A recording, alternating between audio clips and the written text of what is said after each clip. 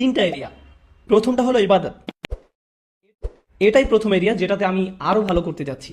দ্বিতীয় এরিয়া যেটার জন্য সত্যি আপনাকে ভালোভাবে খাটতে হবে, এটার ব্যাপারে মাথা ব্যথা থাকতে হবে, সেটা হলো শিক্ষা, জ্ঞান। কিভাবে আমি এই এরিয়াতে আমার জ্ঞান বাড়াবো?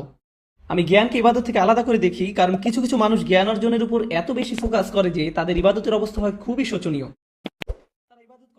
আপনার জ্ঞান যদি আপনার ইবাদতকে সাহায্য না করে, আমি জানি না সেটা আসলে সত্যিকারের জ্ঞান কিনা, আমি জানি না দিনের ব্যাপারে এটা আসলে সত্যিকারের জ্ঞান কিনা। এরপর আছে তৃতীয় এরিয়া, এটা হলো সার্ভিস বা সেবা।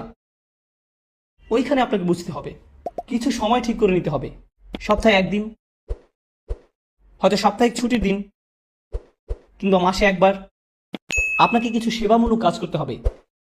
মানে মানুষকে সাহায্য করা, মানুষকে সাহায্য করা।